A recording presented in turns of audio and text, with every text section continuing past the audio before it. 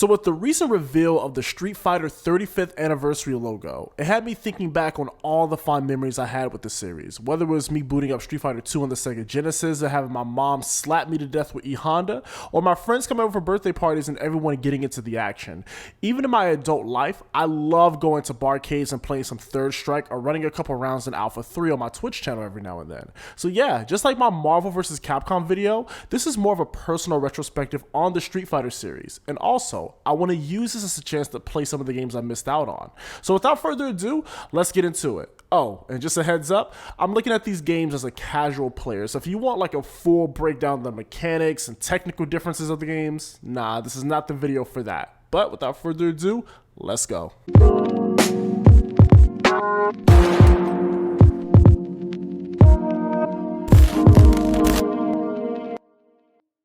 So my earliest memory of Street Fighters was actually Street Fighter 2 and many versions and revisions of that title. Now before we get into my time with that, I wanted to see where Street Fighter got its start, and thanks to the 30th anniversary collection, that is more than possible. By the way, this collection is a perfect way to play arcade perfect ports of the 2D Street Fighter games, and I highly recommend this to anyone looking down to throw down offline and online with friends. So the original Street Fighter made its debut in arcades in the late 1980s. Now prior to doing this video, I don't think I ever played this for myself, and well, I can see why. Now of course, we have to give this game some slack. I mean, it's one of the first games of its kind, and to be fair, for a game that came out in 1987, it still looks and sounds decent. I actually like the soundtrack, but the gameplay, yeah, it's kind of hard to recommend this today, and it's not aged well necessarily. You can only play as Ryu, who looks totally different from how he looks today, and Ken if you're playing this in multiplayer.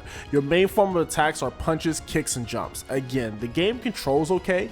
Of course, it's not going to be as fluid as later entries, but I will say, I had a little bit of fun here. The commands are super hard to pull off though. I managed to pull off a Hadouken here and there, but definitely not consistent with it. Street Fighter 1, play this only if you're curious where Street Fighter got to start and get an idea how much the series progressed since then. But don't expect anything groundbreaking by today's standards. Let's move on. Street Fighter 2. Now I'm sure this is how most of us was introduced to the Street Fighter franchise and its iconic characters. There's no denying Street Fighter 2 is an absolute classic that will go down in entertainment history. Even if you don't play video games, you know who some of these characters are. Ryu, Ken, Chun-Li, and that's just to name a few. Street Fighter 2 is the gold standard for fighting games and even changed how fighting games were designed going forward. You have to give Capcom their respect for that. Man, Street Fighter 2, there are so many versions of this game, but I believe the version I grew up with was Street Fighter 2 Special Champion Edition for the Sega Genesis, because I remember being able to play as Vega and Bison, who were not playable in the original build of the game. Now I won't get into all the differences of all the versions, but the versions I had as a kid included a turbo mode, which increases the base gameplay speed, which Capcom still uses in other titles to this day. Devil May Cry 3 through 5 is one of the most notable titles they still use this in. Me and my mom used to play this game all the time. Her favorite character at the time was E Honda due to his crazy slap attack, and I will always gravitate towards Ken, who I always thought was the cooler version of Ryu, and I still use Ken to this day. My mom would always spam that attack, but I was always having great fun. At birthday parties and get-togethers, Street Fighter is one of the games that my friends could not wait to play. Plus, we always got a kick out of the Destroy the Car minigame. It was hilarious. I would go on to play Street Fighter 2 for a while, and I eventually would start getting into other genres, and I didn't really pay much attention to the fighting game genre until Marvel vs. Capcom came out, which I talked about in my other retrospective video. But there was one Street Fighter game that caught my attention big time and got me back into the series. That game was Street Fighter Alpha 3. Now the Alpha games as a whole were supposed to be a prequel series to the main Street Fighter series, so our main heroes like Ryu and Ken are much younger than their Street Fighter 2 counterparts, but man do I love how these games look aesthetically. The Alpha series is rocking more of an anime-like look, very similar to the Marvel vs. series or Darkstalkers. It's also expanded upon the Super Combo system where Super Street Fighter 2 established. This was also the first time I would introduce to some of the series' favorites and mainstays. Alpha series was the first time I came across the great demon himself, Akuma, who quickly became one of my favorite characters from Capcom as a company. Sakura, who was a student of Ryu, who actually got her own spin-off series with the rival school games, which I still need to play. Rainbow Mika, and the list goes on and on. I played the hell out of the Alpha games, more so Alpha 3. Oh, how can I forget? This game has my favorite version of Chun-Li. I love her design here, the athletic gear and all. Alpha 3 just felt super great to play. The gameplay was fast, the super moves were flashy and exciting, and I loved the music. The version of Alpha 3 that I grew up with was the PS1 version, but of course, if you're going to play this today, the 30th Anniversary Collection is the best way to go. The Alpha series also had a couple anime tie-ins and a manga series, which is a side of Street Fighter that we need to address. So just really quick, Street Fighter was not just limited to video games. Oh no, there were movies, anime tie-ins, comics, manga, and much more. Street Fighter has a lore and a very extensive one. Now personally, I never cared for the lore of Street Fighter. It was never the reason I played any of these games.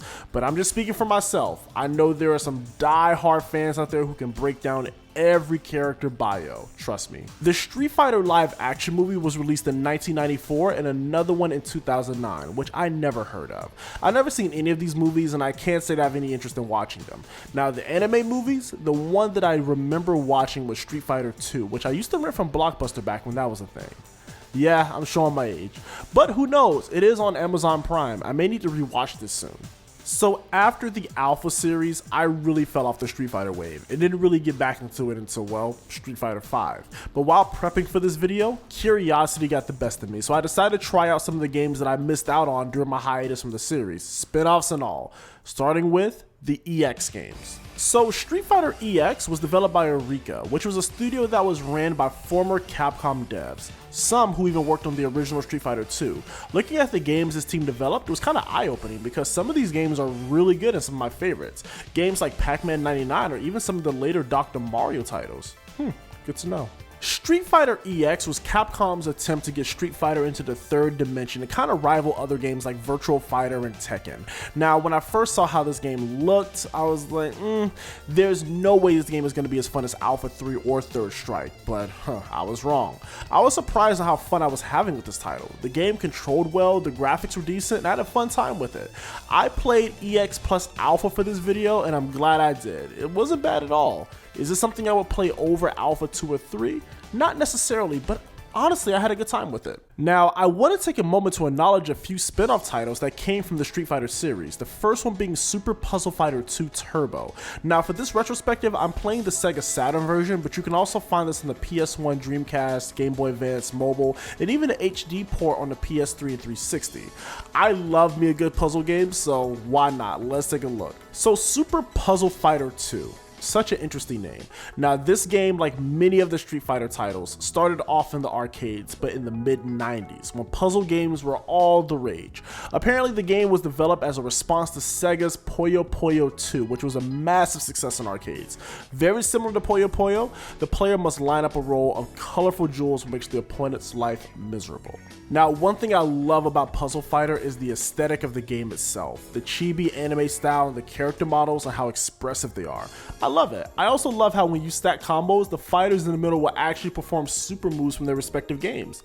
It's a cool game. Not much to say about this one outside of that. If you like games like Puyo Puyo, Tetris, and so on, give Puzzle Fighter a go. You'll probably have fun with it. There was also an HD version of this game, and there were some changes made here. Not only is the game prettier, but some of the characters and puzzles were rebalanced and other quality of life tweaks that makes this the best version to play. You can play this on the PS3, Xbox 360, and even the newer Xboxes via backwards compatibility, so yeah, give it a shot. Since we're on the topic of Puzzle Fighter, let's show some love to Pocket Fighter, or Super Gym Fighter Mini Mix. Yeah, no, let's just call this Pocket Fighter. This is essentially a chibi version of Street Fighter, and I love it. Now, of course, the gameplay is simplified and not as in-depth as, say, Street Fighter 2 or the Alpha series, but man, did I have a good time with this game. Not only do I love the bright colors, but I love the super expressive characters and some of the combo animations. The game also has a pretty unique mechanic where collecting the gems will level up all your super moves. I like this mechanic. Of course, I played as Ken. Now, if you want a Street Fighter that's a bit more casual, cutesy, and easy to pick up, try Pocket Fighter. It's a really great game, and I hope it gets an HD remake or a reboot, because this would be great on the Switch. So back to the mainline games. Next up we have Street Fighter 3, and man, let me tell you, this may be my favorite Street Fighter, period. Yeah, I like this more than Alpha 3. The game is absolutely beautiful. The fluidity of the animation is simply breathtaking, and I love what Capcom did here. This game was released to arcades back in 1997 and 2 years later on the Dreamcast. The version I'm playing for this video is Third Strike, which is the final revision of this game. Street Fighter 3 was supposed to bring in a new generation of fighters. You still have series vets like Ryu, Ken, and Chun-Li, but now you have some new blood. Honestly, the only new character that really stood out to me and became one of my favorites was Ibuki, who became a mainstay in the series. Gameplay wise, many people consider Street Fighter 3 to be the most technical out of the mainline series. Just watching the fighters fight is just beautiful thanks to the animation quality, and also with the parrying system, which stops oncoming attacks if you hit the forward direction at the last moment an attack lands. This is a game I always love to watch and play. If you want to play this today, cop the Street Fighter 30th Anniversary Collection for an arcade perfect experience. Street Fighter 3 Third Strike is serious. I love this game. You should too. Now, Street Fighter 4. I was completely out of the Street Fighter craze by the time this game came out. When this game was released, I did not care anything about fighting games with the exception of Super Smash Bros. Brawl. But nah, I knew this was a big deal for a lot of people based around the amount of marketing surrounding this game. I mean, this was the first Street Fighter title released in 11 years, a whole generation, literally. So for this video, I decided to download the definitive version, Ultra Street Fighter 4, which has a huge roster of characters and all the alternative costumes and such. Now, this is when all the fighting games were using all 3D models on 2D fights, just like Marvel vs. Capcom 3. I wasn't a fan of the look back then, and that may also explain why I skipped over this game at the time. Looking at this today, the game looks great. I especially love the stage design and everything that goes on in them. I also love how each character looks and the camera work done when performing an Ultra combo.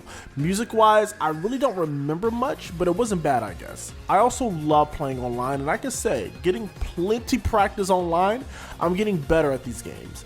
I know that Street Fighter 4 is preferred in the competitive scene over Street Fighter 5, but why? I don't know, maybe someone in the comments can educate me on why that's the case. Last but not least, Street Fighter 5, the latest entry in the series. Now, on one hand, I love this game. I love how this game feels, how the game looks, and the overall aesthetic and presentation.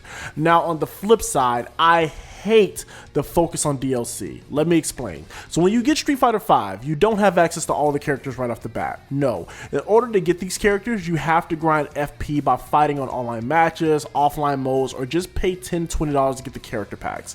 Let me tell you this, grinding for fighter points is so damn time consuming. So I just ended up paying for 2 of the character passes because I really don't have time for that. Now, I'm sure Capcom did this on purpose because, well, it's a money move, but making the FP grind so time consuming that you just end up paying, well, it worked on me. I hate that mind state when it comes to games today, but is Street Fighter 5 fun? Hell yeah. I love playing this game online. Of course, just like all the Street Fighter games, I'm rocking with my man Ken and Akuma. The V-trigger mechanic, the way the hits sound, the way the game looks. Yo, Street Fighter 5 is so good when it comes to that. Now, when Street Fighter 5 came out, it was met with backlash due to it being a PlayStation 4 console exclusive, leaving out Street Fighter fans that may reside on the Xbox and Nintendo platforms. For me, this was not an issue, but I can see how this can definitely divide the fan base. But if you have a PlayStation or a PC, grab Street Fighter 5. This game is great, especially online. Street Fighter, such an iconic franchise. Not only is one of those series that excels in every generation, but has laid the foundation for what fighting games are today. Not only did it get this massive fan base from the games, but the animes, the movies, the books. There's so much of Street Fighter that we could go on for days and days, but I thank you all for watching this retrospective, and if you have a personal favorite Street Fighter memory or game, drop a comment down below and let me know. I look forward to seeing your comments. I'll see you all next time, and I thank you for watching.